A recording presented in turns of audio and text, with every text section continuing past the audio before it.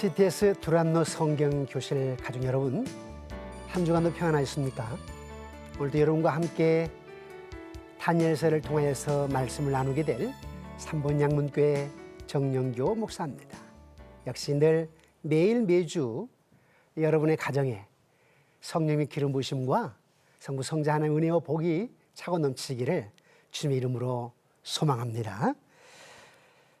이제 오늘은 다니엘서 두 번째 시간으로요, 다니엘서 1장의 내용을 중심으로 세상 문화 속에서 뜻을 정하여, 세상 문화 속에서 뜻을 정하여 라고 하는 제목으로 하나님의 말씀을 살펴보기를 원합니다. 자, 이제 두 번째 시간을 살펴보기 전에 지난주의 서론 부분을 잠깐만 한번 복습해 볼까요?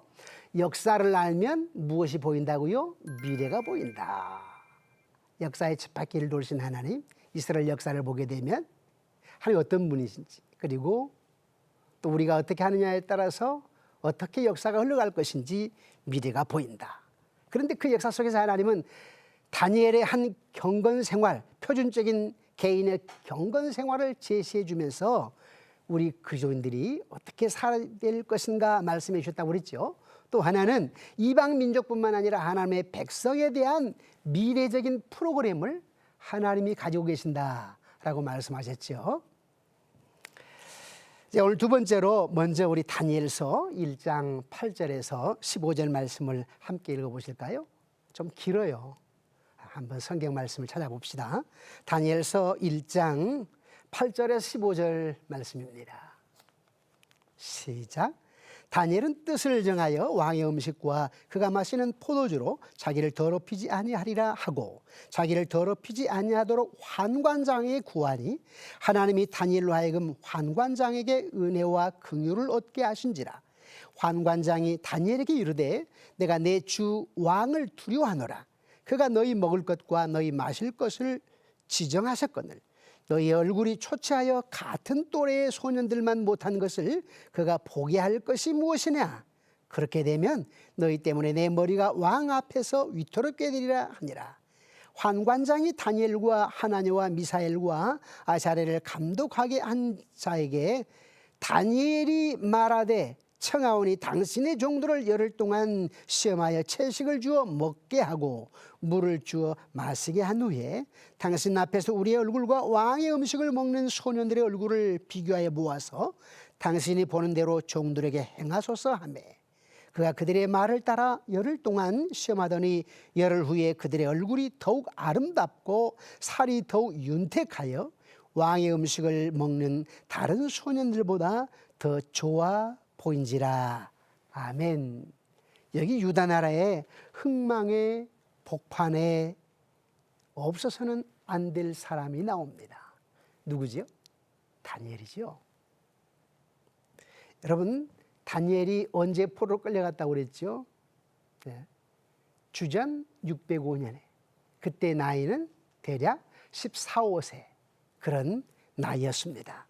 그런데 1차로는 왕족, 귀족, 아름다운 자, 지식이 빼어난 자, 그래서 왕국으로 끌어가서 훈련시켜서 제목으로 쓸만한 사람들을 끌고 갔다고 그랬죠.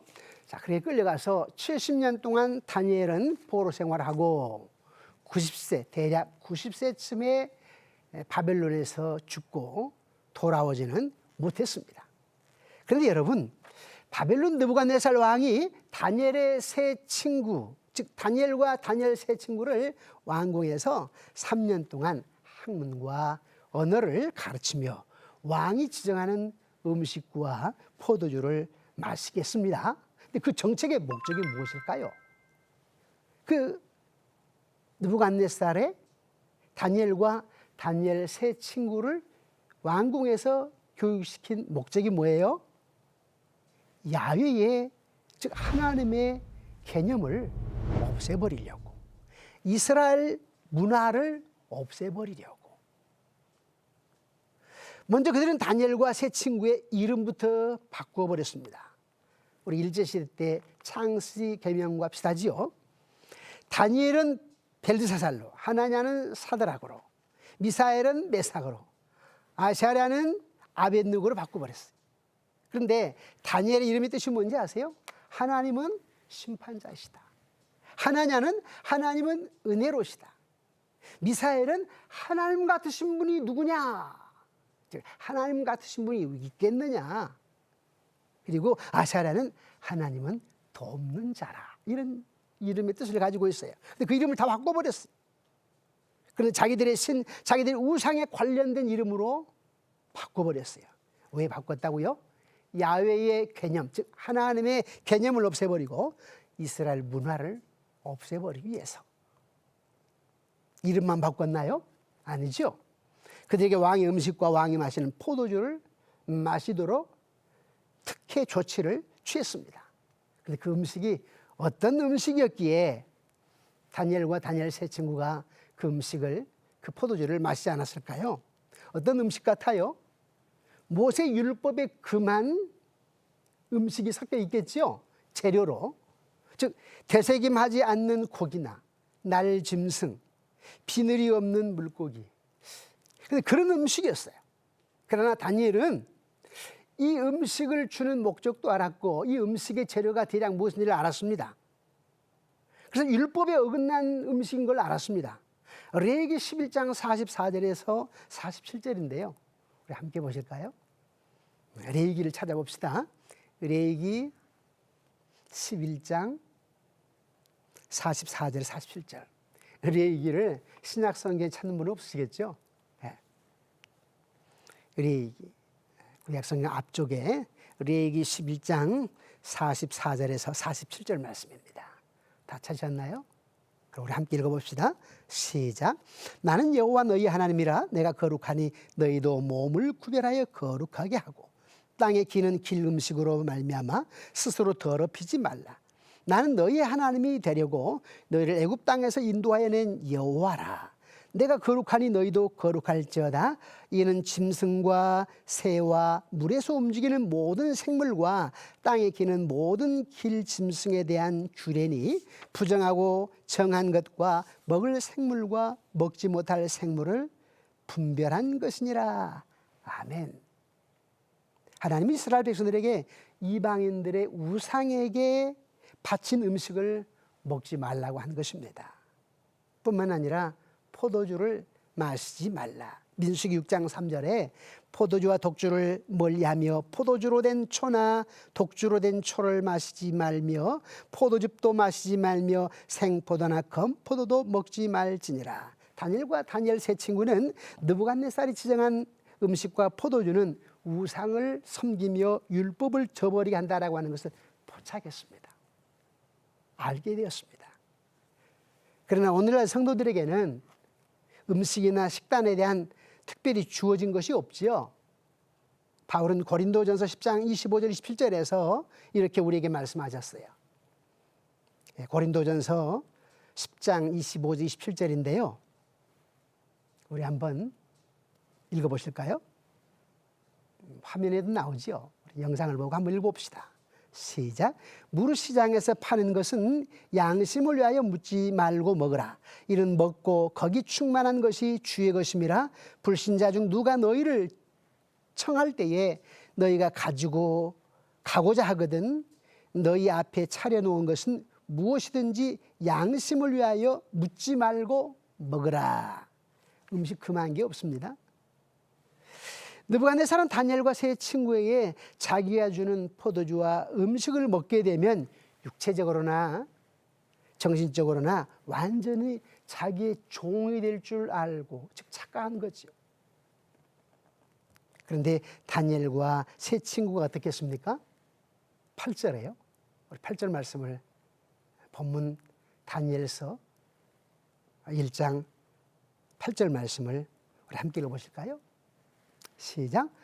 다니엘의 뜻을 정하여 왕의 음식과 그가 마시는 포도주로 자기를 더럽히지 아니하리라 하고 자기를 더럽히지 아니하도록 환관장에게 구하니.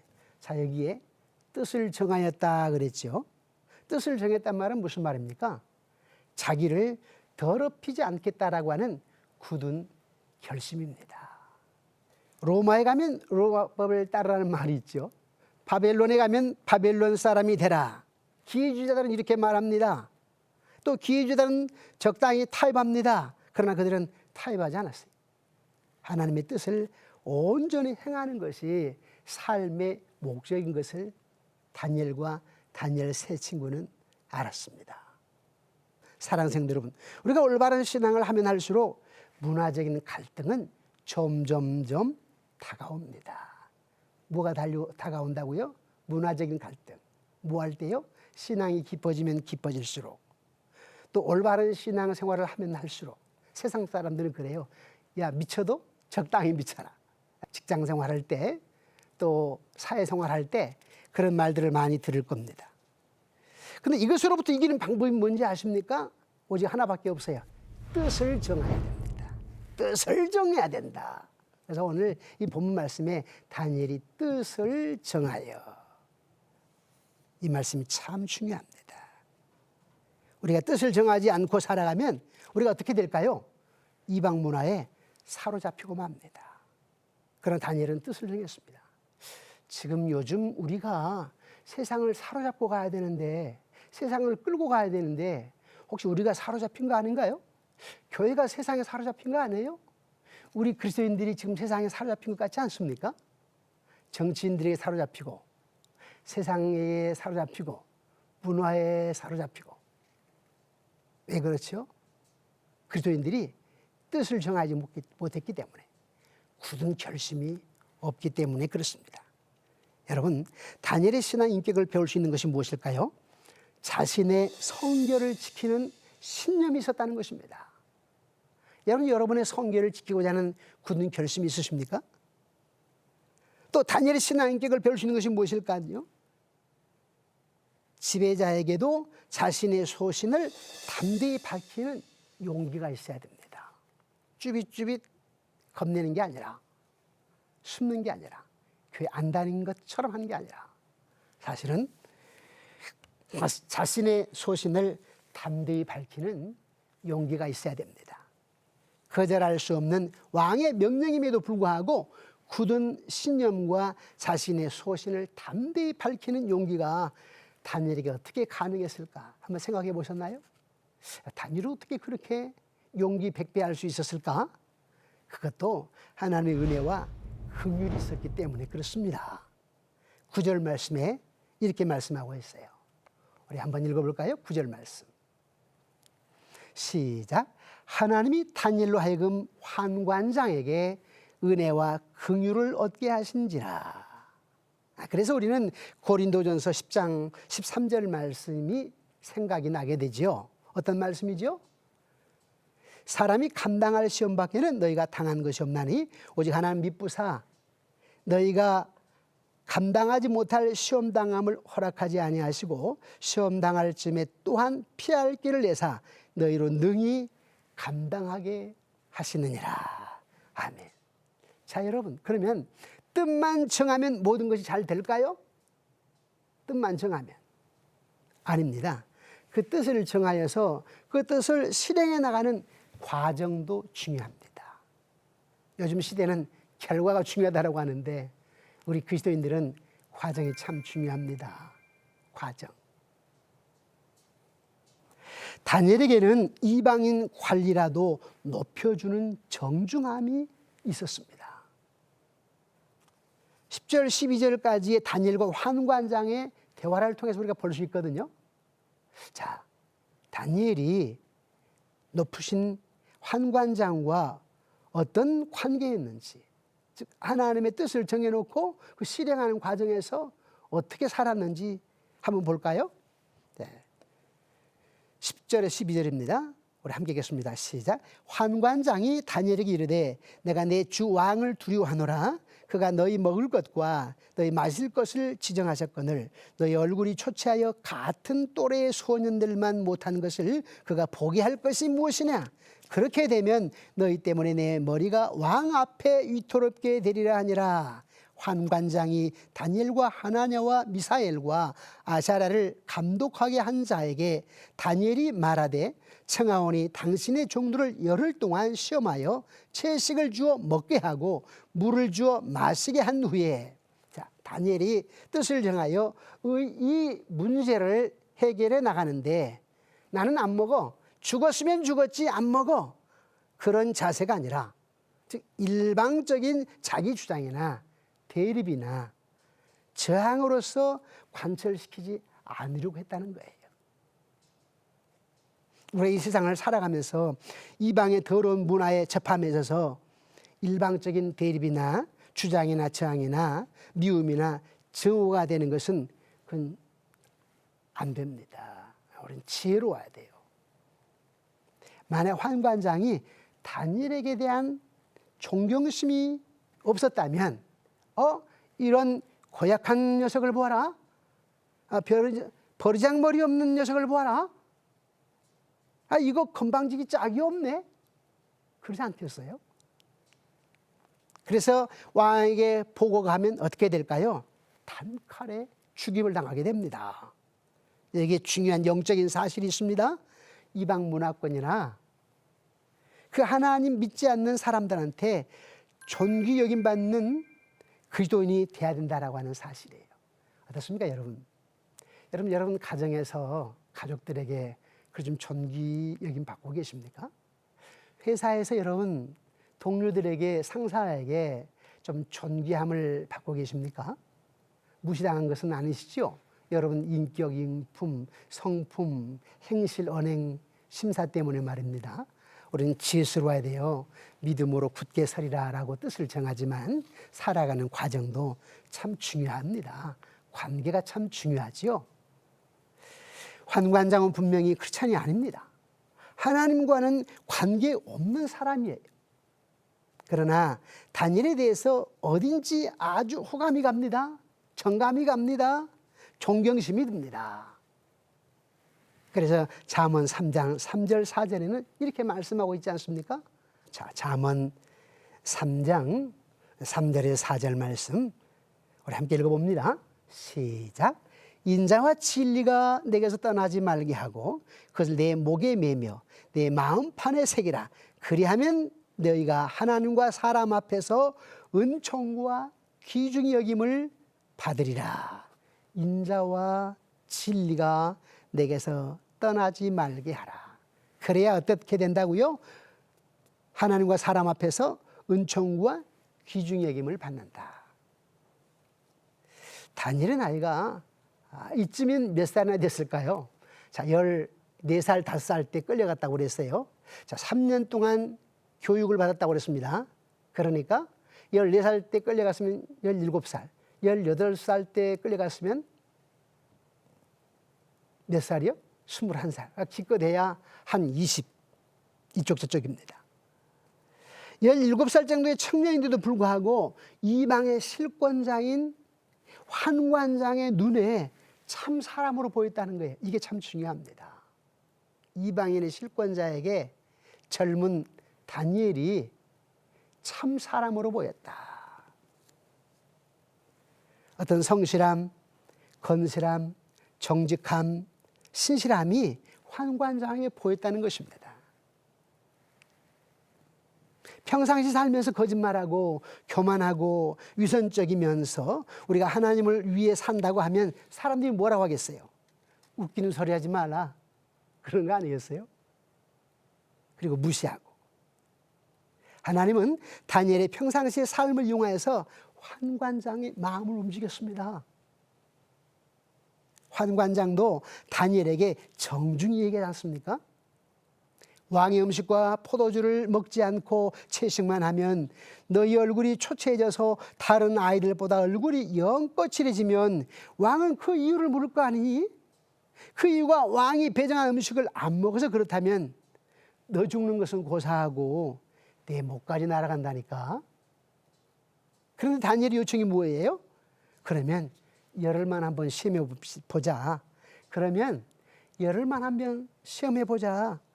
시험해가지고 내 얼굴이 저들보다 더 기름기가 흐르지 않으면 당신이 보고 결정해라. 이것이 다니엘의 하나의 도전입니다. 그런데 열흘이 지났습니다. 어떻게 됐지요? 결과는 더욱 얼굴이 아름답고 윤택해졌습니다. 자, 여기서 우리에게 주는 교훈이 뭔지 아십니까? 아니, 열흘 동안 채식만 먹었는데 어떻게 더 기름지고 윤택이 날 수 있을까요? 여기서 우리에게 주는 교훈이 뭐예요? 하나님의 역사는 상식을 초월한다. 저를 따라서 해볼까요? 시작. 하나님의 역사는 상식을 초월한다. 하나님의 역사는 상식을 초월한다. 하나님 앞에 뜻을 정하면 하나님께 길을 주신다는 것입니다. 그러나 우리 신앙의 최대의 걸림돌이 뭔지 아십니까? 여러분 신앙생활의 최대의 걸림돌이 뭐예요? 그게 상식입니다. 상식. 돈이 없는데, 환경이 이러는데, 지금까지 그랬는데, 그리고는 다 상식에 넘어져요. 상식에. 조건 따지고, 환경, 상황 따지고. 신앙생활의 최대 걸림돌이 뭐라고요? 상식. 우리는 어떤 문제에 대해서 상식선에서 될 것인가 안 될 것인가를 먼저 생각합니다. 그리고 상식적으로 먼저 결정합니다. 다 계산해 보니까 안 되겠다는 것이죠. 많이 그러시지 않으셨나요? 그렇죠. 좀 부끄럽죠. 그럼 오늘 이후에는 오늘 하나님 우리에게 지금 말씀하지 않습니까? 사랑하는 CTS 두란노 성경교실 가족 여러분, 우리의 신앙과 다니엘의 신앙의 차이가 무엇인 것 같습니까? 접근 방법이 다르죠. 자, 뜻을 정하는 것도 좀 다른 것 같고, 굳은 결심, 그리고 그 뜻을 이루어가는 과정도 좀 다른 것 같지 않아요? 다니엘은 일단 뜻을 정해놓고 하나님께 길을 찾는 것이고, 우리들의 신앙의 자세는 뜻을 정하기 전에 먼저 내가 상식적으로 계산하는 것입니다. 성경의 한 사건은 단순한 한 사람의 사건이기 전에 거의 성경에서 하나님이 쓰고 있는 모든 사람들의 사건입니다. 그래서 성경에서는 진리의 일관성이 있어요. 이랬다 저랬다 하지 않습니다. 하나님은 오늘 우리에게도 똑같이 역사하시는 거예요. 뜻을 정하고 그 과정이 올바르면 하나님이 상식을 초월해서 역사하십니다. 아멘이십니까? 말씀을 맺겠습니다. 느부갓네살은 자기의 정책인 목적, 개인적인 목적으로 이스라엘의 젊은이들의 이름을 바꿔버리고 음식을 먹이고 술을 먹여서 이스라엘의 대를 끊어버리려고 했습니다. 문화를 말살시켜버리려고 했습니다. 하지만 실제로 역사한 분은 누구예요? 느부갓네살이에요? 황관장이에요? 시대장 아리옥이에요? 아닙니다. 하나님입니다. 1강에도 한 역사의 주관자라고 말씀하셨죠. 여기도 역시 마찬가지. 느부갓네살이 아무리 어떻게 해보려고 해도 역사는 누가 주관하신다? 하나님이. 느부갓네살은 돈과 시간을 들여서 교육을 시켰지만은 그 교육을 누가 이용을 해요? 하나님께서. 하나님은 갈대아의 학문과 방언과 교육 등을 사용하셨습니다. 그렇다면 우리 젊은이들에게 특별히 주는 메시지가 뭘까요? 이 시대가 요구하는 교육의 시스템, 거절해서는 안 됩니다. 교육받아야 돼요. 배울 때는 열심히 배워야 돼요. 그러면 그걸 누가 사용하십니까? 역사의 쳇바퀴를 돌리신 하나님이 사용하십니다. 공부를 안 하려고 하고 믿음 생활하고 거룩하게 살고 하는 일만 하면 된다라고 하는 생각은 지혜롭지 못합니다. 왜요? 하나님께서는 이것을 사용하시기 때문이지요. 하나님의 일꾼에게 있어서 지식과 총명과 학문은 절대적으로 필요합니다. 하나님은 이스라엘을 버리지 않았습니다. 겉으로 보기에는 이스라엘을 버린 것 같아 보였지만은 이 못된 놈들 하면서 바벨론에 가서 70년 동안 썩어라 이런 게 아닙니다. 나중에 회복시키셨지요. 개인적인 삶에서도 마찬가지입니다. 여러분 안 되는 것 같습니까? 삶이 힘드십니까? 먼저 뜻을 정하십시오. 어떤 뜻입니까? 하나님의 역사를 바라보고 하나님의 인자와 진리를 떠나지 마십시오. 하나님 앞에서와 사람 앞에서 은총과 기주의 힘을 받고 축복을 받는 우리 CTS 두란노 성경교실 가족 여러분 되시기를 주님의 이름으로 축원합니다.